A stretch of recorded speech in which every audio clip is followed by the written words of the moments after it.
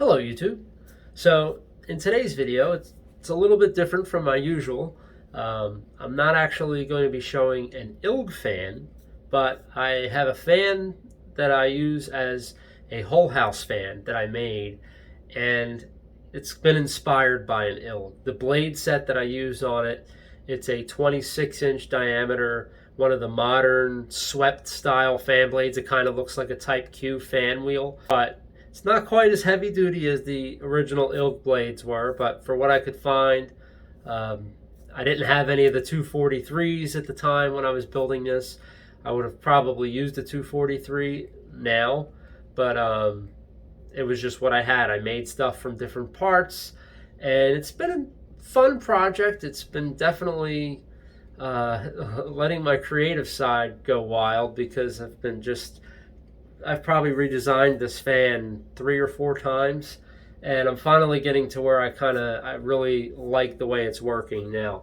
So probably make a video explaining all of the previous designs and what I changed along the way, but for right now, I think that would just get very long, and I'm sure a lot of people would lose their patience waiting to be able to see this fan.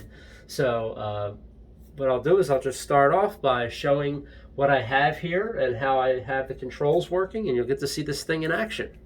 Okay, so this is the whole house fan that I've designed and built. This has been through many different changes, so this is the current design. Talk about the other designs probably in another video, just so that this isn't too long.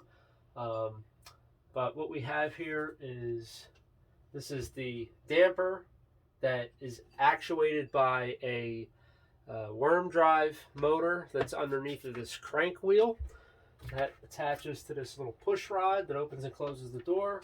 And then this piece here gives like maximum set points for the door swing, and it actuates a three-way switch that is on here, and that gets controlled.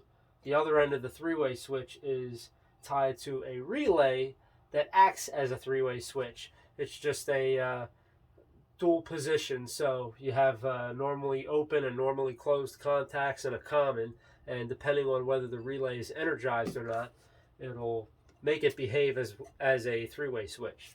So the only last thing that I wanted to say while I'm right here is I have a safety switch. This little micro switch that I have installed here is set up so that if this attic door is open, it breaks the circuit, and it will either turn the fan off and close this damper, or it will just prevent any of this from being turned on. This way, if somebody's coming up or down these steps, the unit will not be working, and there's no chance of them getting hit in the head or getting knocked off the ladder or anything crazy from this fan coming on. So that's purely there as a safety switch. So to do this demonstration, I will be closing this door.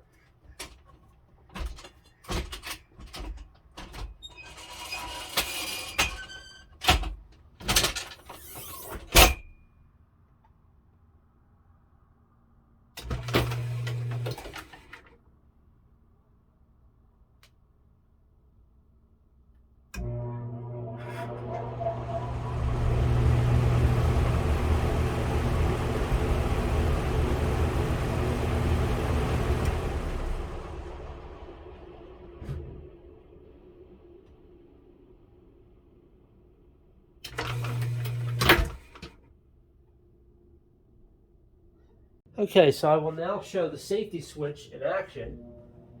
Right now you'll see the fan start up, you can see the dampers open, but if I pull this stair ladder to open it, power is instantly cut to the fan, and the damper will close on its time delay. And now it will not open again. If I try to push the button to start the fan, nothing happens while this ladder is pulled down. So if I put it back up and push the button, it starts. So that's pretty much all there is with that.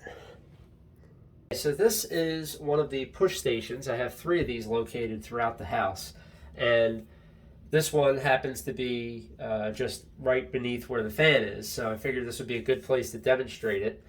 It's just there's two momentary buttons here, and one of them acts as a normally closed switch, and one of them acts as a normally open switch. And this is laid out to make a latching relay circuit. So there's a relay box I have in the basement, and that's like the main control hub for the fan. And these buttons all connect to that. So what happens when you operate this, when you push the top button, the LED indicator will instantly switch to the top, allowing you to know that the unit is on. When you push that, it also instantaneously opens the damper on the inside that's up in the attic that you saw in the previous video clip. So once that damper's open, there's a time delay, and then the fan will start. Now I can select those time delays from 0 to 60 seconds, anywhere in between. It's an adjustable timer relay. So once the fan starts, everything's running. It'll continue that way as long as you want it. And then when you go to shut it down, when you push the off button, the LED will still remain in the top position, but the fan will shut off. Then there will be a time delay. This allows the fan to slow down so that that damper door isn't trying to close against a fan that's rotating at full RPM. It allows it to slow down first, and then the damper door will close. When that damper door closes is when that LED will switch back to the bottom. So now I'll demonstrate that for you by pushing the on button. And then soon we'll hear the fan kick in. There it goes. And then when I push this, the fan will turn off. But notice the LED has not changed. There will be a time delay. The damper will close. And there we go. Now we're back in the complete off position, ready to be turned back on again. So that is how this control station, as well as the other two that I have, they all function the exact same way as this. Okay, so now you can see all of the relays that are in charge of operating everything. This is the main control box. Sorry for the kind of rat's nest full of wires here. I really didn't have a better way to terminate them. So they are kind of just loosely in here, but it's not as much as it looks like. It looks like there's a million wires. It's just because everything is going to different places. I will admit that's not as pretty and organized as it could be. But for now, it works. So I'm going to demonstrate this now by pushing the button. You'll see it work. And also, you will hear the bell ring. That bell is just saying that the damper is in operation. So when the damper is moving, that bell will be ringing. So here we go. Start. And then there will be a time delay, and you will see the fan click on. Now the fan is on. And then when I turn that off, you can see the fan has shut off, and now we have a time delay on the damper. And there we go. So that is the complete cycle. Okay, so I hope you had fun watching that. This project, this whole house fan project, has been a lot of fun from the very beginning. I started off with my very first ever ILG fan I put up there. That's the 20-inch Type W. And it worked well, but it was very noisy. It was just a simple plenum box. It was very squared off in there, so there was a lot of turbulence from the air on top of the already noisy fan. So it just really didn't work that well for what I wanted. Now, I wanted something that was relatively quiet, not this roaring loud fan. So it's been through many different changes, and the best part to me is you get to learn so much doing this. You learn things that you should have done from the beginning that you just didn't think about. You learn things that do work, things that don't work, what you should change.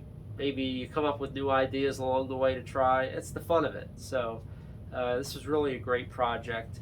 If anybody has any questions, I'd be more than happy to answer them the best I can. I can talk anything about the wiring schematics for this, how I did all that, how the relay systems work. Uh, I do have, future possible changes I might make with this. I may put the variable speed control back into it.